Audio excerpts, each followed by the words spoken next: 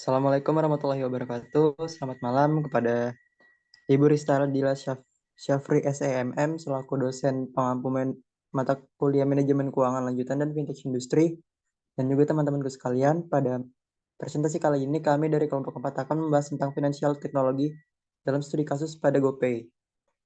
Adapun kelompok kami yang pertama ada Stanley Kavin Siombing, Eza Farido Putra, dan saya sendiri. Baiklah, materi pertama akan dibacakan oleh Eza. Kepada Eza saya persilakan. Baik, terima kasih moderator. Untuk materi pertama yaitu tentang finansial teknologi.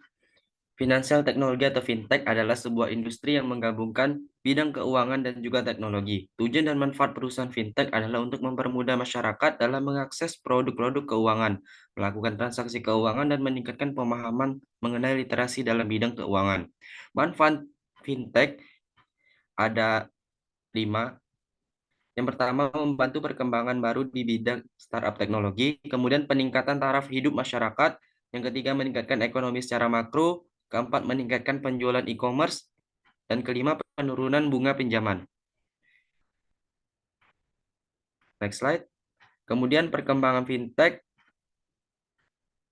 yang pertama fintech generation 1.0, di mana perkembangan fintech fase ini memiliki ciri perpindahan dari ekosistem analog ke sistem digital.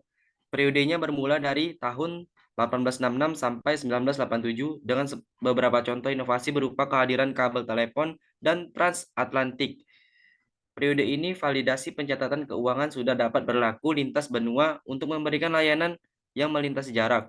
Layanan transfer elektronik secara luas mulai digunakan oleh Western Union pada 1872 dan mencapai 2,5 juta US dollar per tahun di tahun 1877. Kemudian fintech generation 2.0, di mana perkembangan fintech fase selanjutnya memanfaatkan internet sebagai tulang punggung utama pertumbuhannya.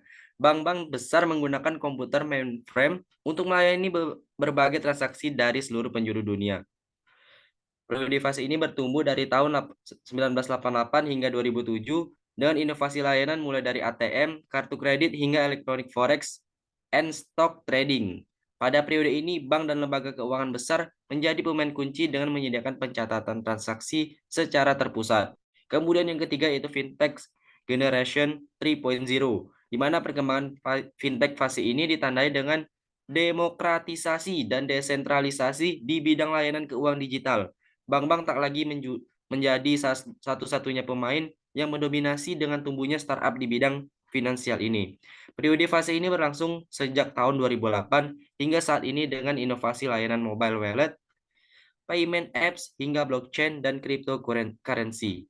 Hasilnya, masyarakat jadi memiliki lebih banyak opsi untuk mendapatkan layanan keuangan. Selanjutnya akan dijelaskan oleh Arif Fatur Rahman.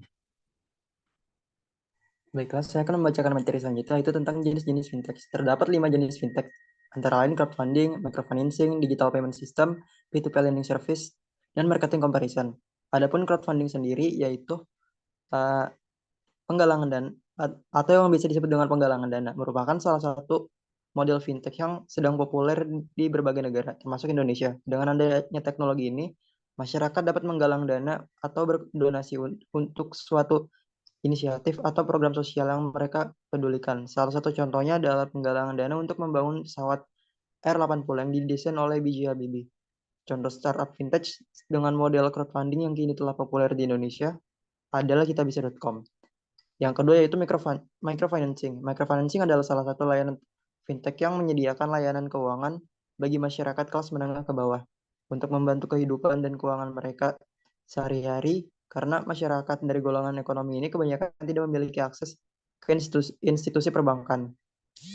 Maka mereka pun mengalami kesulitan untuk memperoleh modal usaha guna mengembangkan usaha atau mata pencarian mereka. Microfinancing berusaha menjembatani permasalahan tersebut dengan menyalurkan secara langsung modal usaha dari pemberi pinjaman kepada calon peminjam. Sistem bisnis ini dirancang agar return bernilai kompetitif bagi pemberi pinjaman, namun tetap attainable bagi peminjamnya. Salah satu startup yang bergerak dalam bidang microfinancing ini adalah Amarta yang menghubungkan pengusaha mikro di pedesaan dengan pemodal secara online.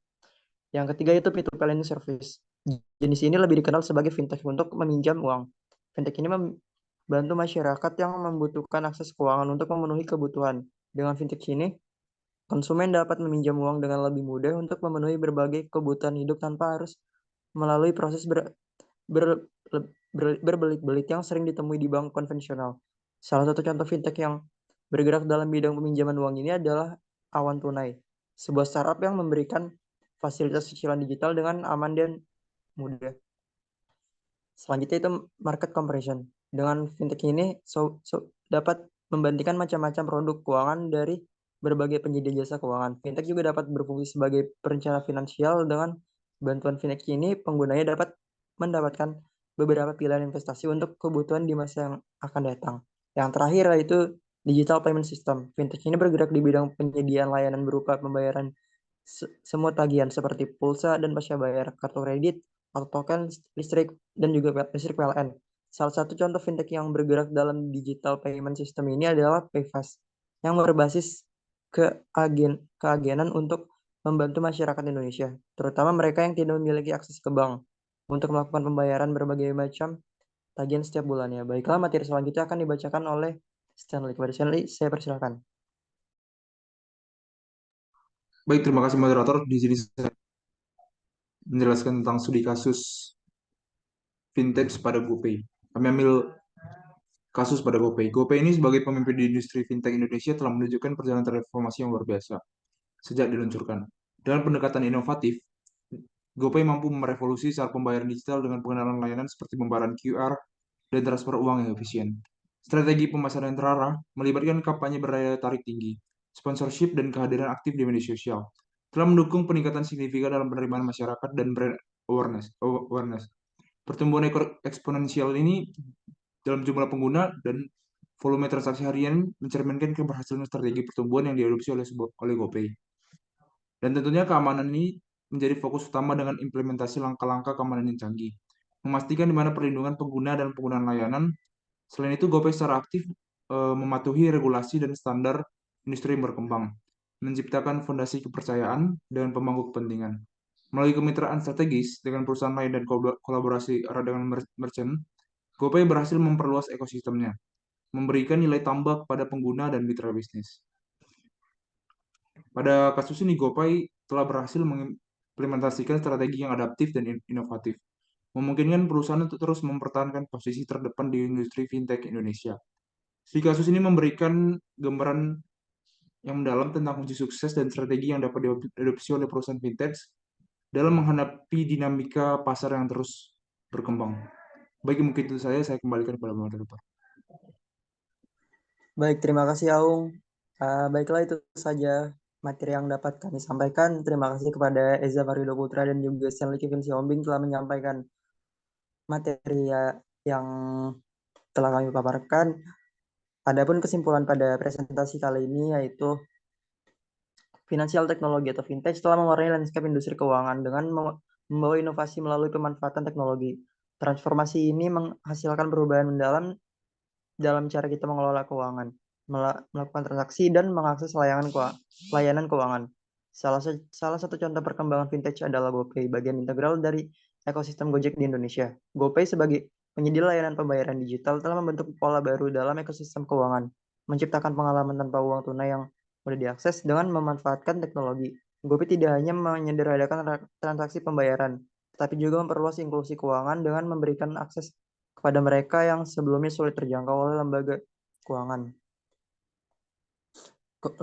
konvensional. GoPay memperlihatkan peluang untuk terus berinovasi, memperluas jangkauan layanan, dan memberikan kontribusi pada transformasi positif dalam kebiasaan keuangan masyarakat. Studi kasus GoPay mencerminkan peran penting fintech dalam membentuk masyarakat tanpa uang tunai dengan dampak sosial dan ekonomi yang signifikan. Kami dari kelompok 4, sekian dan terima kasih.